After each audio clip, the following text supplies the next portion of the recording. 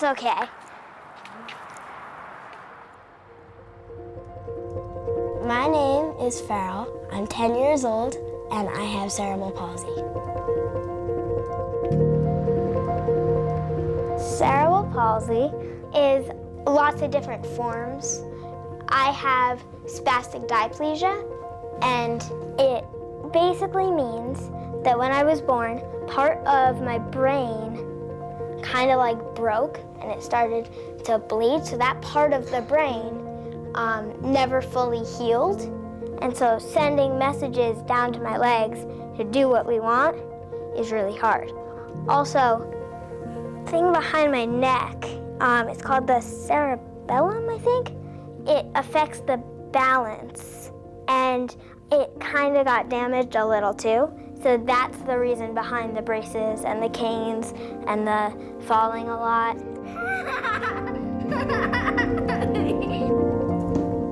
Any parent wants their child to be happy and healthy. So when she was born premature, it was nerve-wracking, scary, all the emotions. And I remember one of her physical therapists had said to me, you know, what's your goal here? I think Farryl was maybe 9 months old, maybe a year. And I said, well, my goal is for her to walk. And she's like, I think you have it wrong.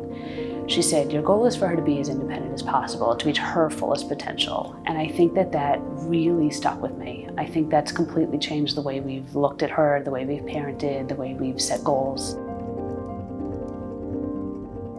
I'm at school and I'm like outside or something, and this group of kids just starts staring and feeling in certain situations that I'm so different from everybody.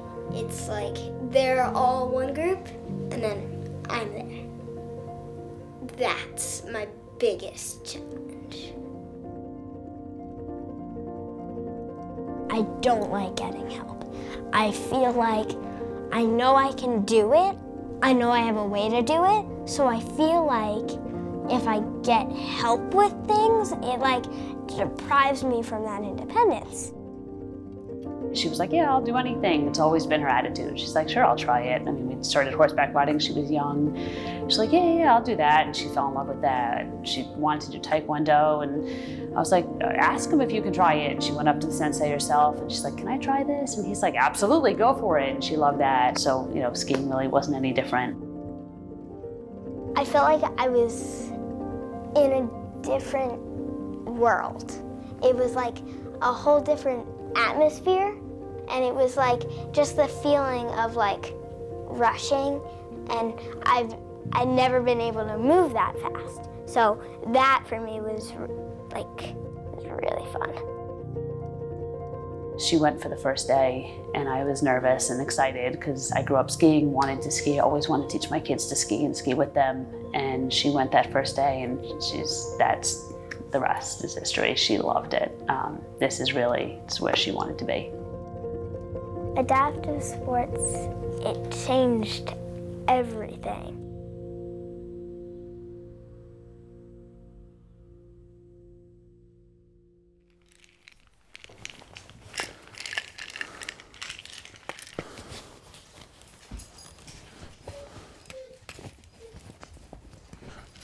Getting a zoom in of Getting all the zooms. I'm Matthew Garrett. I served in the Army approximately 7 years as a combat engineer. Some of the things I struggle with are traumatic brain injury, PTSD, nerve issues, injuries to my back and hip, cognitive issues, and a whole onslaught of issues, to be honest. The laundry list goes on and on.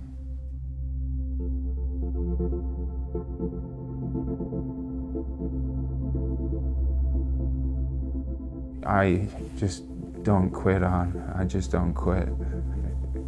I used to run, you know, like 100 miles a week for a long time, and then work out like six days a week, upwards of three times a day. And when you go from being incredibly busy, knowing tons of people wanting to be around you, like wanting to be around you, contacting you. You're constantly texting with people. Then you're in charge of soldiers and you're constantly texting and calling with people. Then you have lots of friends because you're in the Army and you feel needed and you're physically able to go do things. To basically your physical activities and your ability to go do anything that's healing and healthy for yourself ends, and then all contact with anyone ends. It's like purpose. You got no purpose. You got nothing. I don't remember what they wrote on this anyway. Subo-occipital neuralgia. What does that even mean? You see my tremors? I'm sitting in that chair. Like, I have no clue what any of this shit means. This is gonna sound terrible. I know I'm still mic'd up, but I've rather wanted to be dead multiple times, and I've tried to kill myself than deal with this stuff.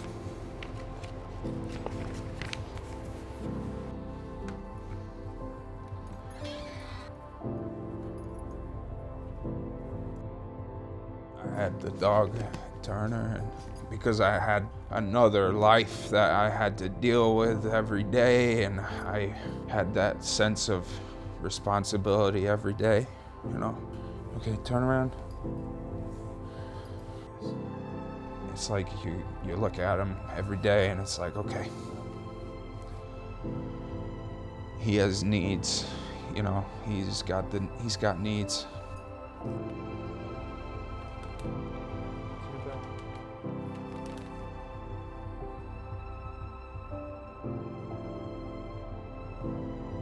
Okay. I always put him first, and as long as I kept doing that, it was, you know, what kept me going for so long, and still does. Hey, don't chew it.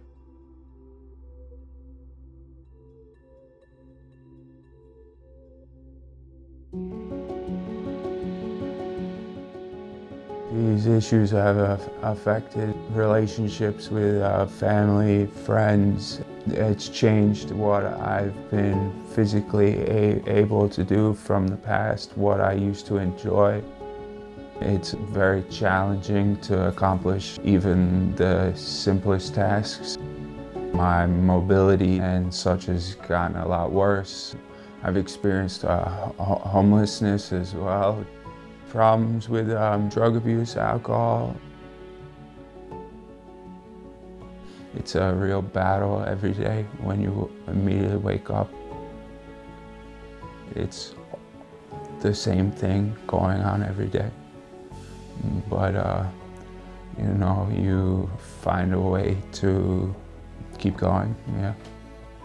Some stuff I genuinely don't like talking about.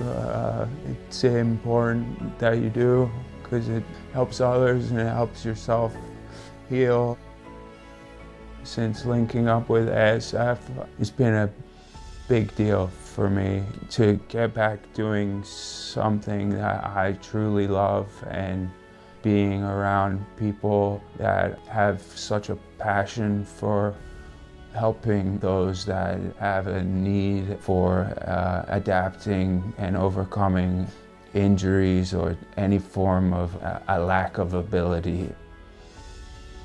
The more you go up there and the more you watch what people overcome, it drives you to get your own shit together and keep going up there and keep being around people that, you know, are happy to see you and, you know, welcoming. And it's been very life-changing for me because previous to that, I didn't have much going on that was doing that for me, let alone stimulating my mind or my body in a way that was that healthy.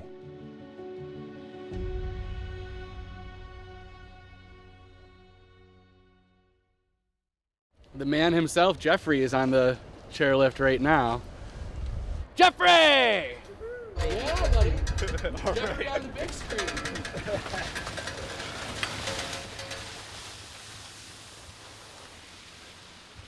My name is Tony Vasile, and I am the Program Director at Adaptive Sports Foundation.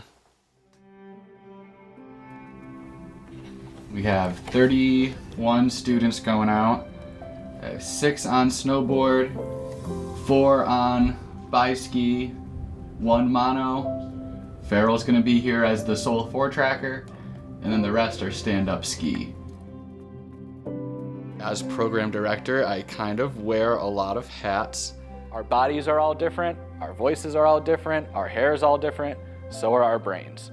Our brains just so happen to be the thing that we, in like Western society, associate the most with the self. The biggest hat, I guess, is in the winter time. I run the daily lessons for our adaptive ski and snowboard school. All right, Chase. Whoa! Surfing Jack on the 3s with the smooth butter. Catch that edge. Yep, there it goes. I did my undergrad in exercise science, and I went on to physical therapy school and got my doctorate.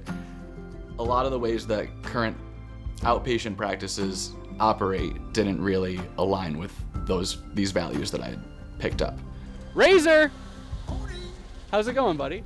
I had to see a lot of patients. The decisions that I had to make was more dictated by insurance than by my clinical decision making. If I was gonna stay in the mainstream physical therapy space, it was gonna be a fight with insurance. I found adaptive snowboarding made me not second guess what I was doing, but I was like, oh, I really want to get involved in this. When I first started at ASF, my first day kind of coming into this new environment, I was definitely nervous, but I did feel liberated in a way because I knew that there was, in this big change was going to be a place for me to get creative and to use the skills that I had been building for the last, 8 or 9 years.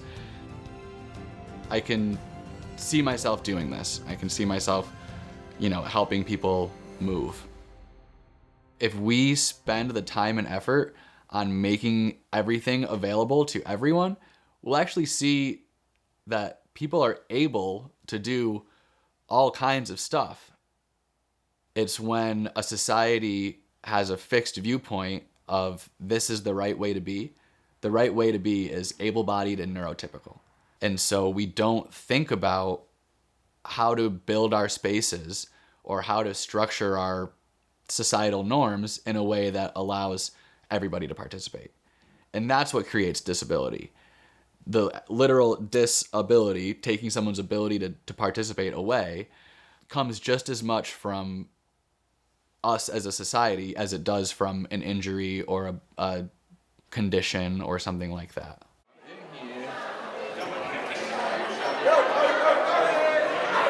So tonight is our Awareness Day concert and fundraiser that we do every year. And this is one of our biggest fundraising events of the year. Testing 1, 2. Hello, everybody. Does everyone know that we are celebrating our 40th anniversary? Let's hear a round of applause for everybody out here. If you guys don't know who I am, my name is John Iannelli. I'm the Adaptive Sports Foundation Executive Director. And without further ado, I want to thank the nerds, and let's get this party started.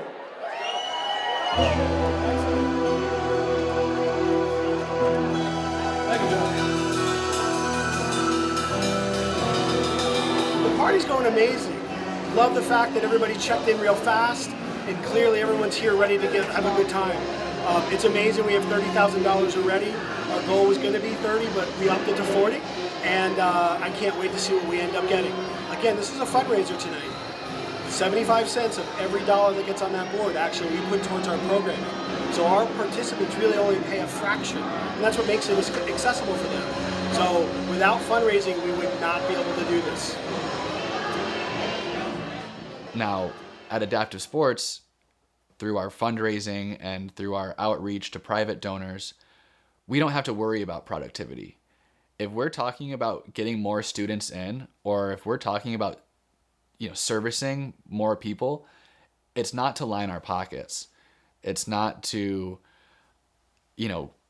improve the equity of the foundation. It's to empower more lives. Like Farryl.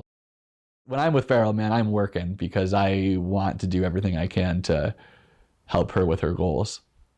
Farryl has been one of the most dramatic trajectories of a student that I've seen.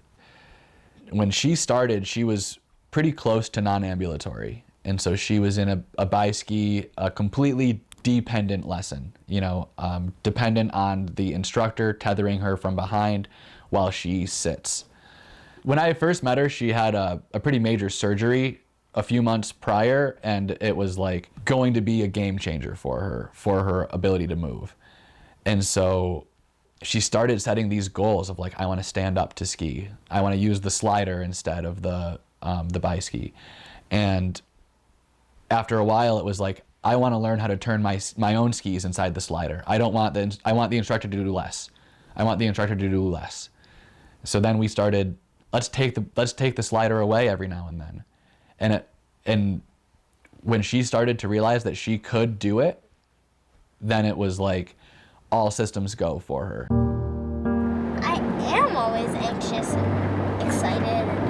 It's like a whole rush of feelings. Because like, on one hand, it's really easy to kind of fall in the slider, and in the outriggers, especially since I'm new at them.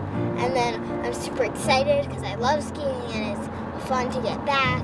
And like, Your hips are really important when you turn also, right? So, Got this. here we go. Right off. Outrigger, hip. That's okay. That's okay. Football all day. It's always interesting watching Farryl lessons because she has such high expectations for herself. So either she has this vision of how well it's going to go or how fast she's going to ski, or with the outriggers, how confident she is. And then if it just doesn't live up to her expectations right away, she tends to just break down. And she gets over it, but it's just so hard to watch because, if she really just takes a breath and kind of sets herself, she does really well. But I think that initial I can do better than this, or I, should have gone faster, they didn't understand what I was trying to explain. Something like that kind of shuts her down. So sometimes you want your body to do something and it just won't do it, right? I know you deal with that all the time, more than me. But you did great. Big breath. I hated the outriggers. I didn't think I'd ever move forward from the slider because I loved it so much. The first day really changed everything because Steve introduced me to the outriggers again. He actually showed me how to use them right, and it just snowballed from there. I was like, I can actually do this. And then I got better and better. It just started to work. At the beginning of this season, she was still on the slider, and now we're like really considering whether she goes through the race course skiing by herself, or whether she's still attached to an instructor. And so if she's working on literally severing that cord. It's been awesome to watch. I hope that's not them pushing her down on the emergency sled. Because there's a sled. I know, I saw that. I was thinking that too. Is it? No. I don't know. I hope not. Hi! Waving to her fans. I did a somersault. What was that? It was fun. I wish I got it on camera. And I know you're a little frustrated, so maybe we just call it a great day. Literally your fault. I'm gonna do one more. I can't undo it. Okay. All right, here comes the chair. Let's be ready.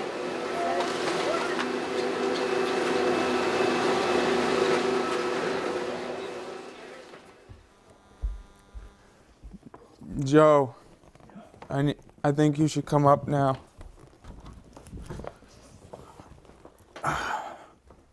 For a while, we didn't have good communication going on.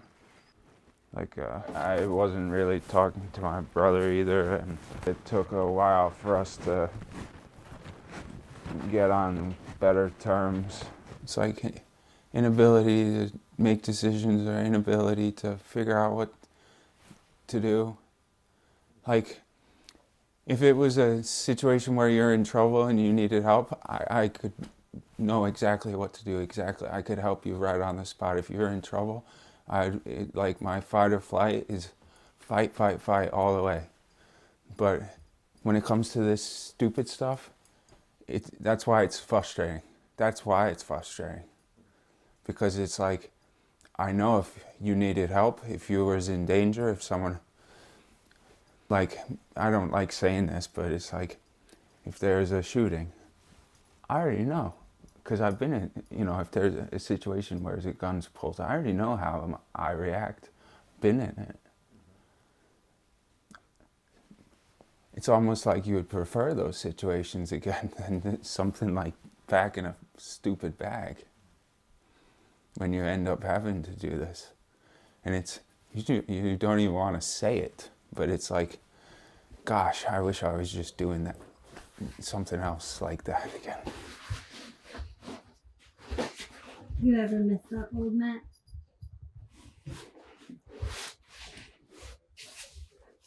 Yeah, it's been hard. That's the most difficult thing about it, is because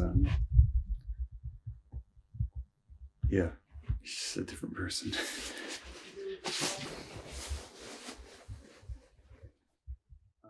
Yeah, how are the Gooditties out there, boys? Oh, firm and fast, buddy. Good day to soften things up at the end. But other than that, we're zipping. In the morning. That's right. I would describe Matt as a really sweet guy. He's like a lot of my friends, and he's like a lot of the veterans that I know. He likes to talk smack and, joke around, and he's got some edges to him for sure after everything that he's been through. But in his heart of hearts, I know he's good people. Really, really a good, nice man. We have this huge event called the Bob Stubbs Warriors in Motion Winter Weekend. And we bring up as many veterans as we can and their families, and we try to spend all of our time together for a weekend of skiing and snowboarding and camaraderie. I've not only skied with one person this weekend, but I've skied with 6 different people. I went up with my brother, It makes it so fun, and it makes it like a core memory. And, I don't have many core memories anymore. And it does mean a lot. It's been great. Our relationship's been pretty good. So I was like, all right, let's do this. It seems important to him, and it's been really good. It's been really good. Yeah, we've gotten, obviously we've gotten a lot of time together. I can't see him when he's skiing because I can't keep up. Couldn't even dream to keep up with what they're doing. But everyone that skis with him that I talk to, they're like, your brother's really good. Like, he can really ski. Like, the instructors are like, we're not instructing him, we're just trying to keep up.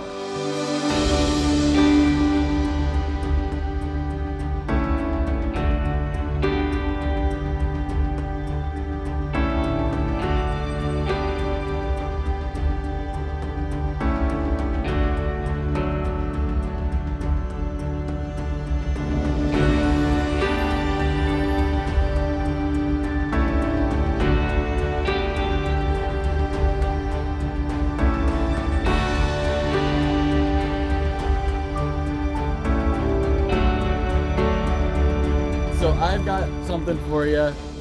Usually during this event, when someone achieves kind of what they came here for, we present a challenge coin. So this is the ASF challenge coin.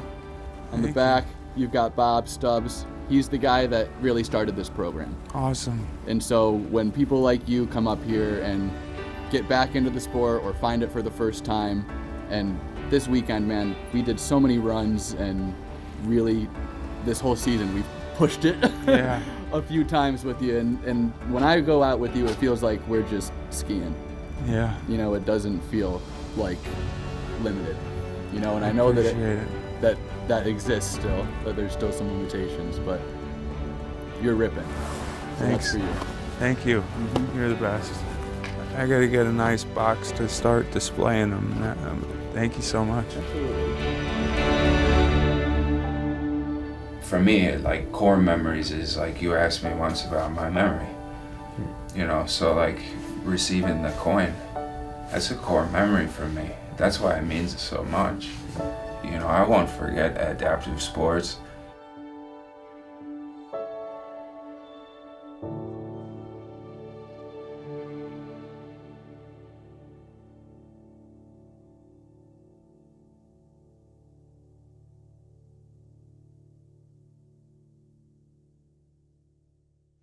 It's gonna be awesome. First independent race ever. Yeah, it's gonna be cool. Do you want a climbing harness on? I was thinking maybe just one tether. I'll keep it in my pocket. We won't use it? Just okay. in case. Just in case, all right. Yeah. It won't be for skiing, it'll just be for brakes. Right, in case we need it. In case we need it. Okay, good. Your first run, gonna be kind of slow, right? Right, get a good feel of it. Memorize it, and then next run, go for it. All right. Hey, good practice runs. Bye. Have fun. Bye. Have a good race. Thank you. Trying to toe this line between, I don't want to apply too much pressure to Farryl, but I also don't want to give any inkling at all that I have any doubts that it's going to happen. Like, I don't have any doubts whatsoever that she's got it, you know, that she can do it. But I'm afraid to be like, do you understand me? You can do this 100%. It's not even a question. I don't want to put on the brakes a little bit. She seems pretty confident and comfortable. She's made so much progress this year, which has been incredible. Hoping she really can do it independently. I know she can, but sometimes, you know, anxiety takes over. But yeah, I'm excited to see her. I know it'll be a big step for her. How are we feeling? I'm ready to go. Ready to go? You okay? Yeah, I caught an edge. Yeah, okay. I woke up and I was like, this time tomorrow, I'm gonna know the results of the race. I was like so nervous. I'm like, everyone's there for me. I have to do great. So if I didn't win, it would be more of like, well, I did it independently. And if I did win, I'd be like, woohoo! And so I was like super anxious. And as I kept getting ready, the more I got anxious. So I started like thinking about like, what if I don't? What if they're filming and I don't like do well? And what if my grandparents see me not doing well? And I was like, all these what ifs. And I was like a wreck. Ah! Before we start, take a deep breath. This is frustrating, but you're not hurt, right? No. Okay. That's okay to be frustrated. You're frustrated because you're falling, or you just think you're better? I don't know. I don't want to. Can I take your goggles off? I don't want to do this right now. They're all. That's all. Yeah, I don't like this. Okay, then I won't. I just want to. You just want to skate? Yeah. Can I give you a hug and then let you go? Yeah. I love you, and I'm proud of you no matter what. Okay? You know that. Haven't you? I have no confidence at all. Okay, hold on, let her back. I kept falling and I got so annoyed, and I feel like this is the worst day to have like a bad morning because I don't have time to practice in the afternoon, and I feel like if I don't have confidence, nothing's gonna work, and I don't have any. I don't know what happened. Okay, so listen. You have had, and let's be honest, think back, you've had worse days and somehow have flipped them, haven't you? But I don't know how to do that this time. I have no... Okay. And I know you don't like this this is not on your mind at all, but you know that no matter what happens today. I know you're gonna be proud of me. I don't doubt that for a second. Good. I doubt myself. That's and okay. that's the worst thing to happen. Because if I don't know. But it's not permanent. You're gonna flip it. You're gonna have the confidence because you're gonna stop saying I don't, and you're gonna start believing that you do, because you do, and you know you can do it. And anybody that has seen you ski this year knows you can do it. The progress you made is unreal. Nobody expected this. You didn't even. And whether you show it today or not, that progress happened. And you need to think about that and how far you've come. This is unreal how far you've come.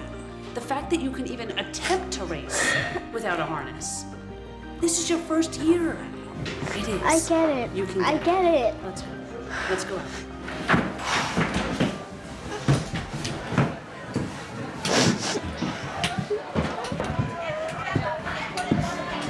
All right, let's go. You got this? Yes. Let me hear it. I got it. If we have enough time.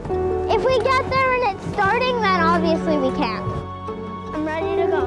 Let's do it. You're gonna do amazing. This is the Hartman race. This is a cowbell ringer. It is a very important position. It is.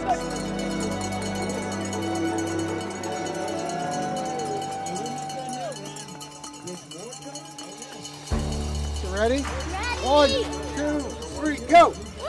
Sarah, who we mentioned before, is an author. She is 10 years old. Yes. Don't jinx it! Come on. Come on.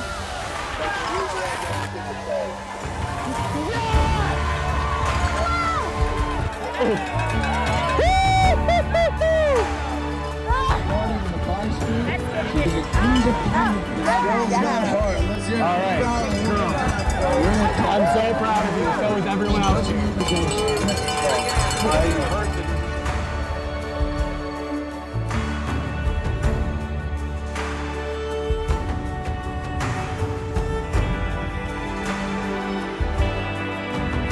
Every time a student writes me anything, I print it out and I hang it up. So I look at it like every day.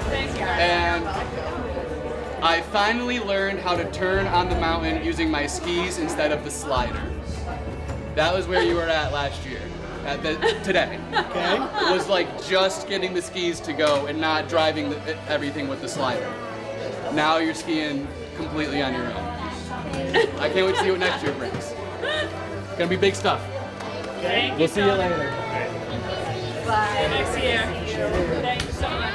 I would like to tell you that no matter what anybody says, no matter what anybody thinks, you are like the most important part of the world. You show people that people can be what they want to be even if they have a disability. And it's really important to have you in the world because it gives it character. And you need to stay the way you are.